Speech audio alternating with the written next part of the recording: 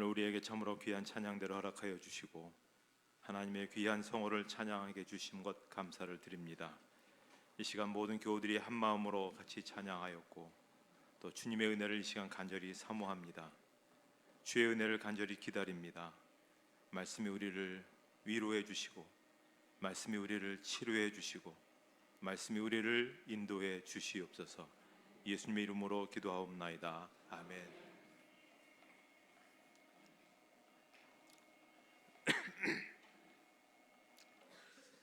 예전에 본 영화 가운데 아주 인상적인 그런 영화가 하나 있습니다. 친구. 이 영화에 등장했던 강렬한 대사들이 아마 여러분도 기억에 남을 겁니다. 내가 네 시다바리가 뭐 이런 거라든지요. 친구끼리 미안한 게 어딨노? 또 우리는 친구 아이가 뭐 이렇게 깡패들의 의리를 다룬 이 영화를 봤는데요. 당시 젊은이들이 이 영화에 열광한 이유가 무엇일까에 대해서 한 정신과 의사가 이런 분석을 했습니다. 관객이 피보다 진한 우정에 감동하는 것은 가족, 직장 할 것 없이 느슨해지는 인간적 유대 속에서 가족의 확장을 통해 강렬한 인간관계의 회복을 그리워하는 욕망을 그리기 때문이다. 유명한 신학자인 마틴 부버라는 사람이 모든 참된 삶은 만남이다, 그런 얘기를 했습니다. 누구를 만나 어떤 관계를 맺느냐가 우리의 삶의 내용을 결정한다, 그런 말입니다. 그런데 현대인들은 이런 인격적인 만남보다는 기능적인 만남에 더 많은 시간을 쏟으며 살아가고 있습니다. 사업에 도움이 될 사람을 만나고 또 출세에 영향을 행사하는 그런 사람과의 만남에 열중합니다. 때론 누군가를 만나지만은 마음에도 없이 만나는 경우가 참 많습니다. 웃고 떠들기는 하지만 헤어지고 나면 공허하죠. 그래서 그 공허함 때문에 어떤 강렬한 그런 만남을 구하는 것입니다. 현실 속에서 그런 만남이 쉽지가 않습니다. 그래서 그런 강렬한 만남을 영화가 보여주었기 때문에 거기에 사람들이 열광하지 않았나 이렇게 봅니다. 자, 친구라는 단어는 한자로 보니까 붕자하고 우자를 쓰고 있습니다. 이 붕자라고 하는 것은 새의 날개 뜻하는 우를 뜻한 그런 글자죠. 본땅 글자입니다. 그러니까 새가 두 날개로 나는 것처럼 친구는 나의 분신이다. 날개 하나로 날 수 없는 것처럼 친구 없는 삶은 생각하기 어렵다. 그래서 이제 붕이라고 하고요. 우라고 하는 것은 저 손수에 또 우자를 결합해서 만들어진 글자입니다. 그러니까 손이 손 위에 포개져 있는 그런 형상, 두 손을 마주 잡고 있는 것이 친구다, 그런 얘기입니다. 낙담한 이의 손을 잡아주고 힘겨워하는 이의 힘이 되어주는 것이 바로 친구다라고 그렇게 이야기하는 것입니다. 사상가였던 함석헌 씨가 좋은 시를 하나 썼습니다. 그 사람을 가졌는가. 근데 이 시가 읽으면 읽을수록 굉장히 우리에게 도전적인 그런 질문을 던지는데요. 6가지 질문을 던지고 있습니다. 말리길 나서는 길, 처자를 내맡기며 맘 놓고 갈 만한 사람, 그 사람을 그대는 가졌는가? 온 세상 다 나를 버려 마음이 외로울 때에도 저 맘이야 라고 믿어지는 그 사람을 그대는 가졌는가?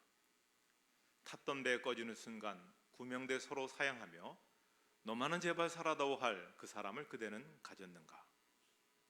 불의 사형장에서 다 죽여도 너희 세상 빛을 위해 저만은 살려두거라 일러줄 그 사람을 그대는 가졌는가?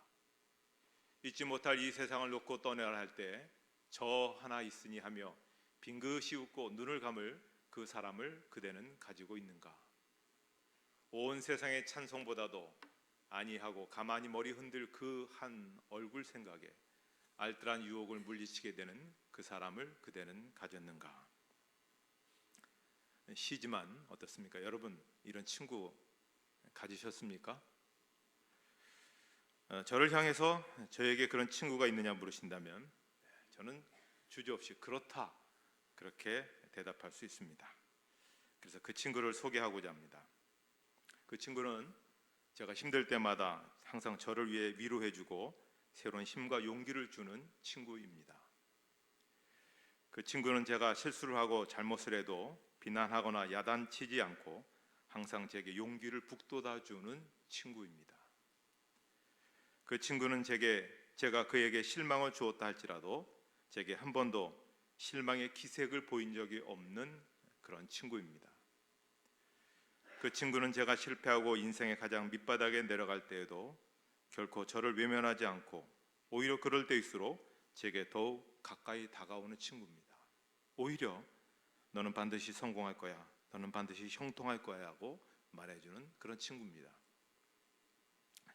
그 친구는 제가 행한 실수로 인해서 제가 사람들에게 무시와 손가락질을 당해야 될 것, 제 대신 받은 그런 친구입니다. 그 친구는 제가 저지른 잘못으로 인해서 제가 받아야 될 죄를, 형벌을 저를 대신해서 받은 친구입니다. 그리고 그 친구는 저를 너무나도 사랑한 나머지 저를 위해서 마침내 자기 목숨까지 내어놓은 친구입니다. 여러분, 제게 가장 소중한 이 친구가 누군지 아시죠? 네, 이 정도 되면 벌써 감을 딱 잡으실 겁니다. 예수님입니다. 자, 그런데 이제 경건하게 사신 우리 교우들은 예수님이 친구다라고 했을 때 좀 부담감이 들 수도 있고 좀 마음에 좀 경건치 못한 것 아닌가 그런 생각 들 수 있습니다. 이렇게 한번 생각해 보시죠. 제가 고등학교 입학을 했더니 선배들이 모이라고 해서 학교 옥상에 올라갔습니다. 한 선배가 일장 연설하더니 엎드리라고 하더니 이만한 그런 그 몽둥이로 엉덩이를 3번씩 때렸습니다. 일종의 인문의식 그런 거겠죠. 다들 얻어맞아서 하늘이 노랗고 어안이 벙벙한데 선배들이 복창을 시킵니다. 얻어맞지 않으려면 목이 터져라 해야 된다고 해서 복창을 하는데요. 1학년 위에 2학년이 있다. 2학년 위에 선생들이 있다. 선생 위에 하나님이 있다. 거기까지는 했습니다. 또 그 다음이 문제입니다. 3학년과 하나님은 동기동창이다. 저는 교회를 열심히 다녔기 때문에 이게 할 수가 없었습니다. 더 얻어맞았죠. 자, 성경을 잘못 읽으면 우리도 똑같은 잘못을 저지를 수가 있습니다. 예수님이 친구라는 말에 대해서 우리가 잘 이해할 필요가 있는데요. 구약 성경에도 보면 하나님은 여러 곳에서 하나님과 흉금이 통하는 사람, 마음과 마음이 통하는 사람을 보고 뭐라고 지칭했냐면 너는 나의 벗이다. 하나님이 그렇게 말씀하셨어요. 그런데 오늘 말씀에 예수님께서 뭐라고 말씀하십니까? 같이 한번 읽어보시겠습니까?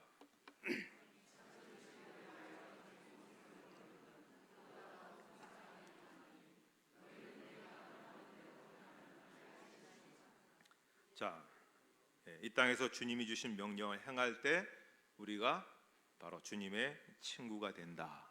주님이 우리에게 그렇게 선언을 하신 겁니다.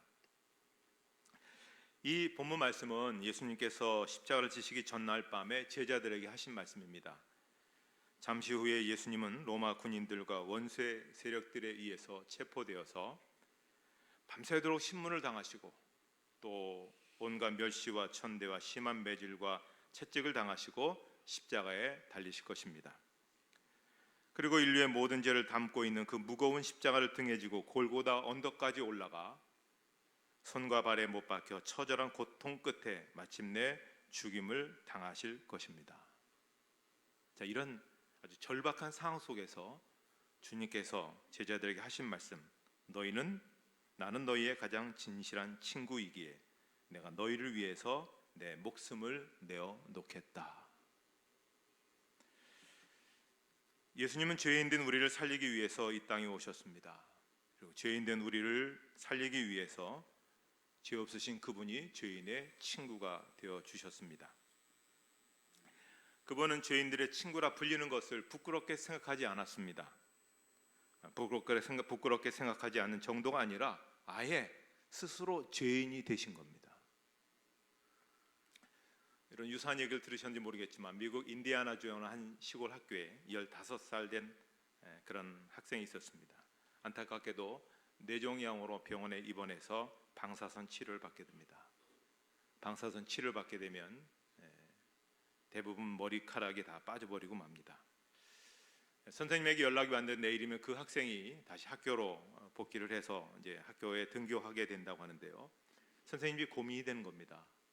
야, 내일이면 그 친구가 온다고 하는데 머리가 다 빠졌기 때문에 아무래도 좀 너희들하고 좀 어울리기가 힘들어 할 테니까 너희들이 잘 위로를 해 주면 좋겠다. 그렇게 이제 선생님이 얘기하셨어요. 자, 선생님이 나가자 아이들이 둘러 앉아서 어떻게 위로할 것인가를 이렇게 저렇게 토론하다가 한 학생이 야, 우리 이왕 한번 그 아이와 똑같이 한번 해보자. 그래서 남자 학생, 여자 학생 다 할 것 없이 다 머리를 빡빡 깎기로 했습니다. 다음 날 아침 정말 반 학생 전부가 머리를 빡빡 깎고 등교했습니다. 선생님은 얼마나 부담되겠습니까? 어떻게 그 아이를 위로할까? 결론을 내리지 못하고 학교에 와서 교실에 딱 들어가 봤더니 아이들이 다 빡빡 깎은 겁니다. 그냥 눈물이 흐르는 거죠. 또 뇌경화 치료를 받고 등교한 학생도 정말 고마워서 같이 선생님과 그리고 반 학생들과 그 아이가 함께 같이 울었다는 것이죠. 우리의 참 좋으신 친구 예수님께서는 죄인된 우리를 위해서 머리를 깎으실 정도가 아니라 또 죄인의 친구라 불리움 받는 것을 부끄러워하지 않으실 정도가 아니라 아예 우리를 위해서 죄 없는 죄인이 되셨습니다. 그리고 우리를 위해서 십자가에 대신 달려 죽으셨습니다. 그래서 찬송가 가사에 보면 369장에 그런 가사 나오잖아요. 죄짐 맡은 우리 구주 어찌 좋은 친구인지. 이런 진실하신 친구 찾아볼 수 있을까? 예수님은 대단한 가문이나 궁궐 같은 집안에서 태어나지 않으셨습니다. 목수의 아들로 짐승의 여물통을 침대 삼아 이 땅에 태어나셨습니다. 아마 가난해도 이렇게까지 이런 환경에서 그렇게 태어난 사람은 드물 겁니다. 그렇기 때문에 예수님은 비천한 사람들의 심정을 이해하시고 그들의 친구가 되어 주시는 것입니다. 팔레스틴의 달동네에서 사셨기 때문에 가난하고 힘없는 사람들의 형편과 처지를 아시고 그들의 친구가 되시는 겁니다. 그렇게 믿었던 제자들로부터 배신을 당하셨기에 사랑하고 믿었던 사람의 배신을 해서 눈물 짓는 사람들의 그 아픔을 아시고 친구가 되어 주시는 것입니다. 죄가 없으셨는데 가장 흉악하고 지독한 형벌인 십자가의 형벌을 당하셨기에 오늘도 억울하게 모함을 당하는 사람들의 고통과 아픔을 아시고 그들의 친구가 되어 주시는 것입니다. 죄가 없으면서도 죄인들을 살리기 위해서 죄인처럼 형벌을 받으셨기 때문에 죄를 짓고 죄의식과 두려움에 빠져 있는 사람들의 마음을 아시고 그들을 도와주시는 참 친구가 되어 주시는 것입니다. 그러기에 우리가 담대할 수 있습니다. 자, 이 구절 너무나 유명한 구절이지만 히브리서 4장 15절 구절을 같이 한번 읽도록 하겠습니다.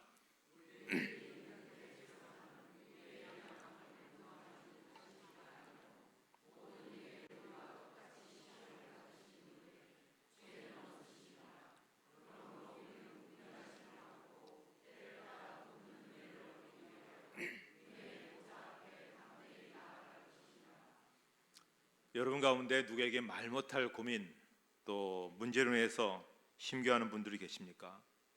사랑하는 배우자도 자식도 또 친구도 내 쓰라림과 아픔을 알 수 없다고 탄식하는 그런 분이 있지 않습니까? 그러나 그렇지 않습니다.